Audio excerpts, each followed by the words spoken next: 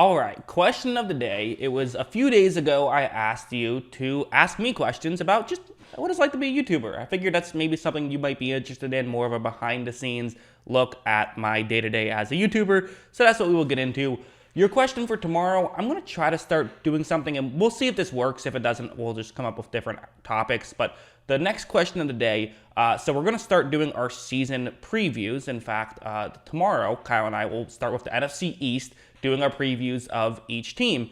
And so my thought was, what if I did a question of the day and just got your general thoughts on each team as we did that? Again, if it doesn't get clicks, we'll do something else, but figure we'll start with that. So let's start with the Washington Commanders. That will be the first team. What are your thoughts on the Washington Commanders? Put that in the comments section below and we'll get into that in the next question of the day. But without further ado, let's now get into today's question. Hey Jackson, really love this series. Appreciate you putting my comments into videos. Those two are probably related. Yeah, I can imagine. My question for you is, how do you manage to put out so much content? From what I see, other YouTubers, they put out videos once or twice a week. You put out multiple videos a day, and I want to know how you can do that. Well, I think part of it is just like I, just put in a lot of hours into this, and that was, something I've always done. Is I've treated this like a real job, right?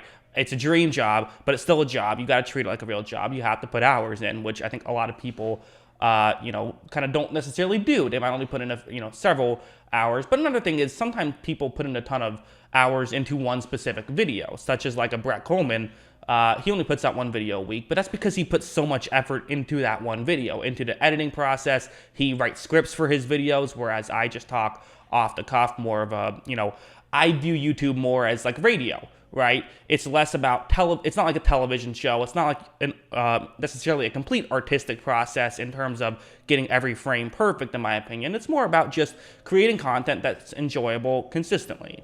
I think about some of, my favorite podcasts I listen to. There's not necessarily one specific episode that I think back can say, oh, that one was the best. It's more so just, it's an overall body of work. I view YouTube in a very similar vein from that. And so that's kind of why I'm able to put out more content, is because I will kind of, you see my videos, it is more of just me talking and explaining stuff. And, I might spend, I think the recording and the not writing a script aspect definitely helps, me speed this process along. And plus, I'm a quick editor and stuff because I've done this for a lot. So I think that's a big reason why I'm able to put out as much content as possible. How much time do you think you put in each week? How often are you paid? What sort of living does YouTube provide for you now? Yeah, so these are kind of, basic questions, but I think, again, interesting for people that, have never met a YouTuber, which is most people. How much time do I put into each week?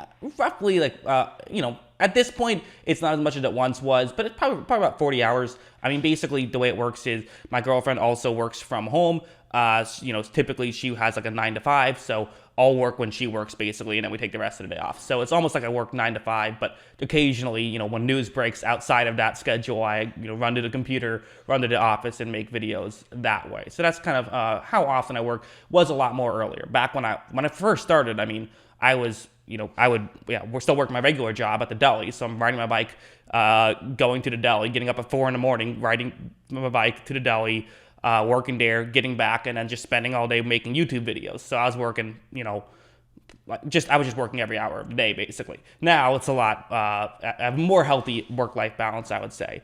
I'm paid once a week, and the sort of living YouTube provides for me, I won't get the exact numbers, but it does well. I would put myself in upper middle class at this point, and I'm not a huge YouTuber. So it definitely pays a lot better than any other job I've had, because, I think, I'm typically working blue-collar jobs before this, so definitely very thankful for the economic opportunity, as long as just it's fun. I would do this if I only got paid, just barely enough to live. As long as I'm making a living doing this, I'm having a blast. Kruger advice. I was gonna say get a haircut and shave, but you already did that. Okay, interesting. Put your dog on. Everyone wants to see the dog, but will the puppy sue for NIL rights? Yeah, she will probably sue. So that's unfortunately why I did not put Rhino on. I have actually, one of my more funny videos I made, if you haven't seen it. It was, I think, maybe over a year ago, was if Air Bud could play in the NFL, and it was just kind of like a sketch type video. She's in that one. So if you want to see the dog, you can check out that video. I don't know what you search, Air Bud, Jackson Cougar Sports, that'll probably come up. I may not be an aspiring YouTuber, but I know it can be quite the job. So my question is, how are you doing? How do you feel your career is going? Finally, keep it up, man. We all love your content, and you give a great intro to tape for people who don't normally watch it. Keep it up. Well, I appreciate all of the nice things. And I mean, again, it's just one of those, like, I really do feel like the way that you have to treat a weird job like this is you just take it day by day. You don't think about it too far. You just enjoy how it's going for now, and consistently try to get better. And that's kind of how I feel like it's going, is it's going as well as it could, because like I said, I'm making money making YouTube videos. What could be better? My question is to you as a YouTuber living in Orlando, able to work on your own time. How the heck do you refrain from going to Universal and other theme parks every week? Velocicoaster is insane. I go to Universal a decent amount. I have the season pass, so the Velocicoaster is fantastic. That's kind of the nice thing about living, not too far away. It was kind of one of those things where for a while I didn't get one of those passes, and then I finally did.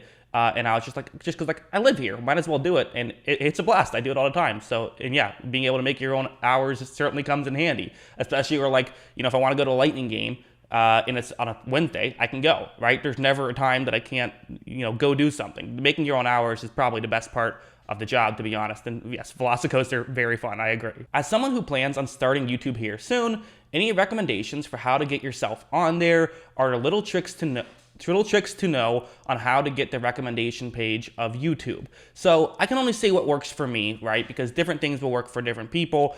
The way I always view this is what you want to do is you want to essentially make a video that people are going to want to click on. Once you get an audience, people will start to click on stuff. Like for something like this, people aren't probably going to click on this that don't know me already. But like for the other stuff, people are going to want to click on it if it's something interesting. For example, I think about some of my more clicked on videos. I think about one that happened just recently was the 49ers Cowboys end of the game, that whole debacle that happened in the last second.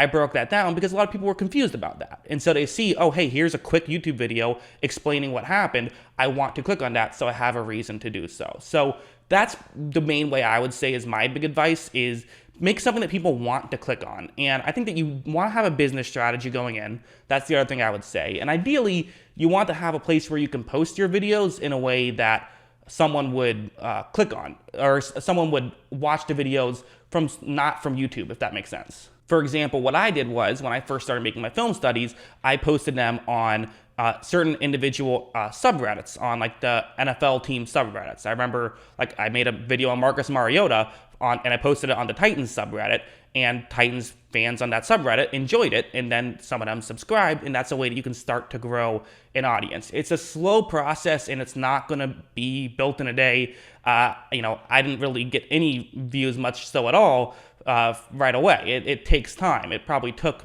close to a year before I was able to get monetized. So it's a slow process, and it does take time, but you just have to have a business strategy.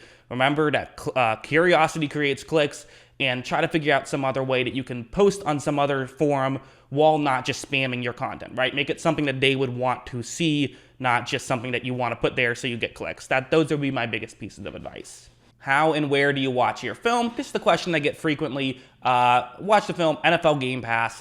You search that. I use the foreign version, and they use a VPN, kind of a workaround. That works better for me. So NFL Game Pass is, you Google that, and you can figure it out from there. And finally, do you see Arnold Ebiketie as one of the Falcons' most elite pass rushers? Not really a YouTube question, but yeah, I do. Sure. I think he's really good, and I think that he can be effective. It's the Atlanta Falcons, so of course he's gonna be one of their most elite pass rushers. Certainly, he's not one of the most elite pass rushers in the game, at least not now. But yeah, he'll probably be good with them. Maybe help out Grady Jarrett a little. That'll be nice. So yeah. That's today's question. Let me know your thoughts on the Washington football team, aka the Washington Commanders, aka the Washington Balls. Put your put your thoughts on them as a whole in the comments below. Just what do you think about them? Just broadly speaking, anything about them. Give me your thoughts. Again, try to do 1 to 2 sentences. That'll typically get your answer read. Let me know in the comments below. Always love hearing from you. And of course, as always, Thanks for watching.